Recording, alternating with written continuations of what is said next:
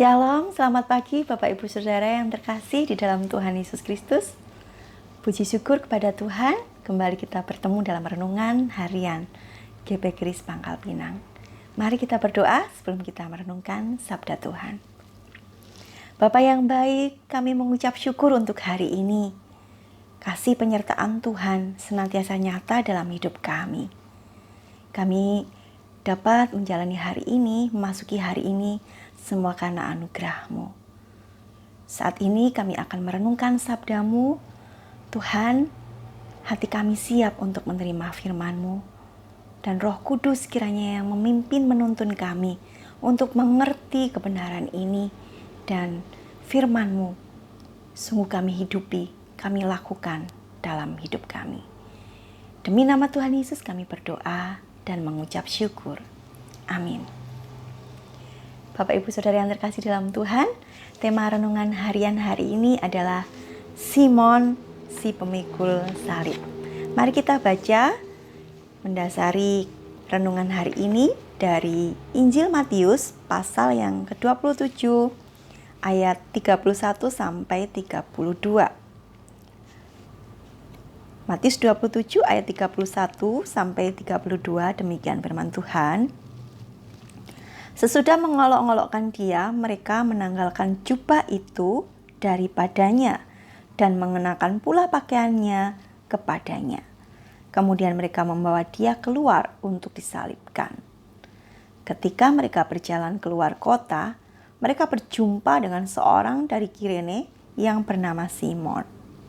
Orang itu mereka paksa untuk memikul salib Yesus. Bapak Ibu Saudara yang terkasih dalam Tuhan, apa yang kita rasakan ketika kita dipaksa melakukan sesuatu yang tidak kita sukai?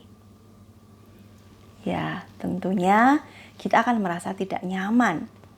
Kita risih, rasanya ingin berhenti atau ingin lari saja meninggalkan hal itu. Hal apa yang kita harus lakukan sementara kita tidak suka. Nah, ketidaknyamanan karena terpaksa ini terjadi pada Simon, seorang dari Kirene, yaitu sebuah wilayah di Afrika Utara, kira-kira di daerah sebelah barat Mesir. Nah, ada banyak orang-orang Yahudi di mana Simon tinggal, dan mereka itu punya kebiasaan seperti orang Yahudi pada umumnya. Kebiasaannya adalah pergi ke Yerusalem sebagai tempat peribadatan, sebagai pusat peribadatan.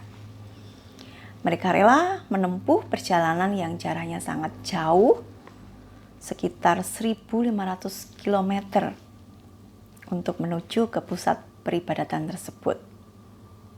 Nah, Simon Kirene diperkirakan mau merayakan Paskah di Yerusalem. Tetapi persis pada waktu Simon sampai di Yerusalem, rupanya ada kerumunan orang banyak. Nah, di antara mereka ada Yesus yang sedang digiring menuju ke tempat eksekusi, yaitu Bukit Golgota. Simon berada tidak jauh dari Yesus yang memikul salib. Yesus saat itu kelihatan sangat lelah, letih, dan lemah. Dia dihujani dengan tuduhan-tuduhan dan ejekan. Dia juga ditinggal oleh murid-muridnya, bahkan murid yang paling berani sudah menyangkalnya. Yesus dipukuli, dicambuk, dipakaikan mahkota duri. Darah mengalir di sekujur tubuhnya. Kemudian dia jatuh tidak kuat untuk memikul salib itu. Di antara begitu banyak orang pada waktu itu, tiba-tiba tentara Romawi menyentuhkan tombaknya pada pundak si Simon tadi. Ini merupakan tanda bahwa ia disuruh untuk memikul salib Yesus. Mereka memaksa Simon dari Kirene untuk memikul salib. Nah, bisa dibayangkan Bapak Ibu bagaimana perasaan Simon. Ia pergi dengan niat pergi ke Yerusalem untuk merayakan Paskah. Tetapi ia malah mendapati dirinya memikul salib Yesus. Mungkin dia ingin kabur atau lari saja dari tentara Romawi yang menyuruhnya saat itu. Nah, Bapak Ibu Saudara yang terkasih dalam Tuhan, bagi orang Yahudi seperti Simon Kirene adalah sebuah tragedi kalau dia harus memikul salib dari orang yang dianggap dihitung sebagai penjahat. Hal ini adalah hal yang hina dan sangat memalukan. Semua itu di luar dugaannya. Simon dipaksa untuk memikul salib Yesus. Nah, dari kata paksa ini terlihat bahwa Simon bukanlah orang Kristen pada saat itu. Mari kita sama-sama bandingkan dari Lukas pasal 23 ayat yang ke-26. Lukas 23 ayat yang ke-26, saya akan bacakan. Ketika mereka membawa Yesus, mereka menahan seorang yang bernama Simon dari Kirene yang baru datang dari luar kota, lalu diletakkan salib itu di atas bahunya supaya dipikulnya sambil mengikuti Yesus. Kata menahan itu hampir sama dengan menangkap atau semacam ada gerakan lari. Nah, tetapi mungkin bermula dari dipaksa dengan tidak rela memikul salib ini, Simon itu akhirnya menerima Yesus dan percaya menjadi seorang Kristen. Ya, dari semulanya dipaksa, terpaksa, akhirnya dia menerima Yesus dan percaya menjadi seorang Kristen. Dalam Markus pasal 15 ayat 20 sampai 21, kita akan baca apa yang terjadi selanjutnya dalam kehidupan seorang Simon Kirene. Dari Markus pasal 15 ayat 20 sampai 21. Sesudah mengolok-olokkan dia, mereka menanggalkan jubah ungu itu daripadanya dan mengenakan pula pakaiannya kepadanya. Ayat 20b. Kemudian Yesus dibawa keluar untuk disalibkan. Pada waktu itu lewat seorang yang bernama Simon orang Kirene, ayah Alexander dan Rufus yang baru datang dari luar kota, dan orang itu mereka paksa untuk memikul salib Yesus. Di Injil Markus 15 ayat 20 sampai 21 ini Simon digambarkan sebagai ayah dari Alexander dan Rufus. Nah, anak-anak tersebut sangat dikenal dalam masyarakat. Lalu siapa Alexander dan Rufus ini? Nah, Bapak Ibu, maju lagi kita akan melihat pada surat Paulus kepada gereja Roma. Di antara salam-salamnya, pada akhirnya ia menulis, "Salam kepada Rufus, orang pilihan dalam Tuhan, dan salam kepada ibunya, yang bagiku adalah juga ibu." Ini bisa kita baca dari Roma 16 ayat 13.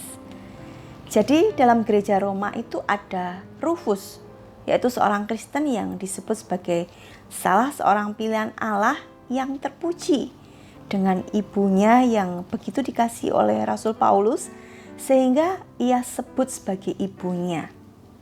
Bisa jadi bahwa ini adalah Rufus yang sama dengan Rufus yang adalah anak dari Simon yang disebutkan di Markus tadi. Dan ibunya itu adalah istri dari Simon tentunya. Ini menunjukkan bahwa istri dan kedua anak Simon menjadi orang-orang Kristen, menjadi orang-orang percaya kepada Yesus. Ini mungkin terjadi karena Simon lebih dulu menjadi Kristen, lalu diikuti oleh keluarganya. Dari mana kisah pertobatan Simon itu dimulai? Dari saat ia memikul salib Yesus. Bapak Ibu Saudara yang terkasih dalam Tuhan, Simon adalah orang yang dipaksa, dan mungkin ia bukanlah murid Yesus pada saat ia dibebani dengan salib. Nah, betapa sering suatu beban kesedihan telah menjadi jalan untuk membawa orang-orang pada iman terhadap Yesus. Pertemuan dengan Tuhan melalui cara aneh, suatu pertemuan yang menggiring seorang Simon menjadi pemikul salib yang sungguh-sungguh. Nah, karena anugerah Tuhan, Simon mengalami perjumpaan dengan Tuhan. Bermula dari dipaksa memikul salib itu. Salib yang sebetulnya tidak dipilihnya. Tetapi Tuhan telah memilih dia, menjadi pengikutnya. Pengikut Kristus yang tersalib, yang mati untuk mengampuni dosa dan menebus Simon. Nah, Bapak Ibu Saudara yang terkasih dalam Tuhan, bagaimana dengan kita? Bagaimana kisah perjumpaan kita dengan Tuhan Yesus? Mungkin cara dan pengalaman atau peristiwa itu bisa saja berbeda satu orang dengan yang lainnya ketika kita menerima anugerah Tuhan, menerima Tuhan Yesus sebagai Tuhan dan Juru Selamat pribadi.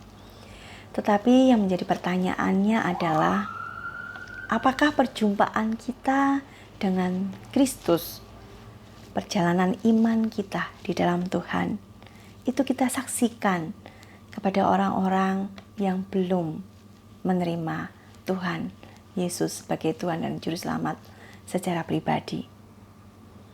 Kiranya pembelajaran dari seorang Simon Kirene ini yang menerima anugerah Tuhan bermula dari suatu peristiwa yang di luar dugaannya, bermula dari keterpaksaannya, membawa dan menggiring dia untuk menjadi pemberita kabar baik di tengah-tengah keluarga yang boleh membawa keluarganya juga mengikut dan mengiring Yesus.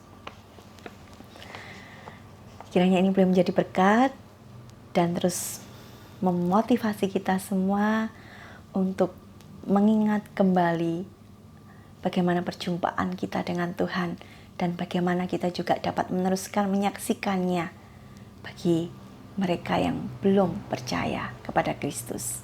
Amin. Tuhan Yesus memberkati.